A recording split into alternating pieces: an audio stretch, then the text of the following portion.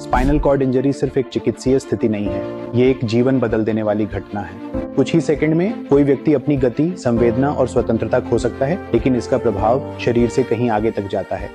ये मरीज और उसके परिवार दोनों को प्रभावित करता है। ये मरीज की गरिमा, आजीविका और मानसिक स्वास्थ्य को भी प्रभावित करता है। भारत में इसके सबसे आम कारण सड़क दुर्घटनाएं, ऊंचाई से गिरना और कार्यस्थल पर होने वाली चोटें हैं। जो होता है वह बहुत सीधा साधा है। रीढ़ की हड्डी में चोट लगने के कारण मस्तिष्क और शरीर के बीच संचार बाधित हो जाता है। सिर्फ भारत में ही हर साल लगभग 20,000 नई रीढ़ की हड्डी की चोटें होती हैं।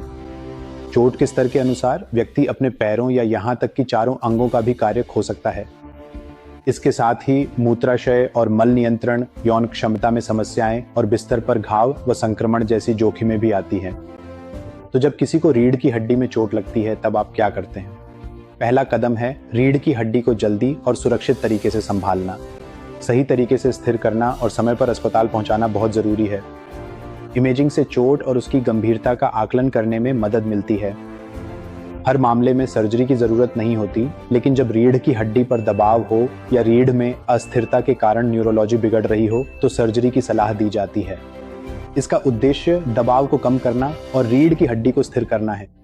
हालांकि सर्जरी केवल सफर का एक हिस्सा है, दीर्घकालिक परिणाम पुनर्वास पर निर्भर करता है और यहीं पर भारत में चुनौतियां शुरू होती हैं।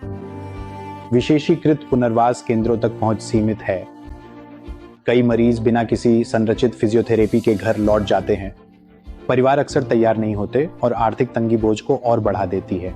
पुनर्वास केवल व्यायाम नहीं है, इसमें शारीरिक पुनर्वास शामिल है ताकि कार्य क्षमता वापस पाई जा सके। दैनिक स्वतंत्रता के लिए व्यावसायिक थेरेपी और मरीजों को काम पर लौटने या नई आजीविका खोजने में मदद के लिए व्यावसायिक पुनर्वास भी शामिल है। मानसिक समर्थन भी उतना ही महत्वपूर्ण है। अवसाद, चिंता और सामाजिक अलगाव आम हैं, फिर भी अक्सर इन्हें नजरअंदाज कर दिया जाता है। देखभाल करने वालों का प्रशिक्षण अत्यंत आवश्यक है।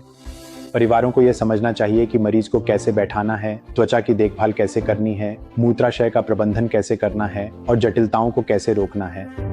तो संदेश सीधा है, रीढ़ की हड्डी की चोट जीवन बदल देती है, लेकिन सही समर्थन के साथ मरीज अपना जीवन फिर से बना सकते हैं। ध्यान पुनर्वास, आत्मनिर्भरता और समाज में पुनः एकीकरण पर होना चाहिए, क्योंकि इलाज ऑपरेशन थिएटर में खत्म नहीं होता, ये उसके बाद शुरू होता है।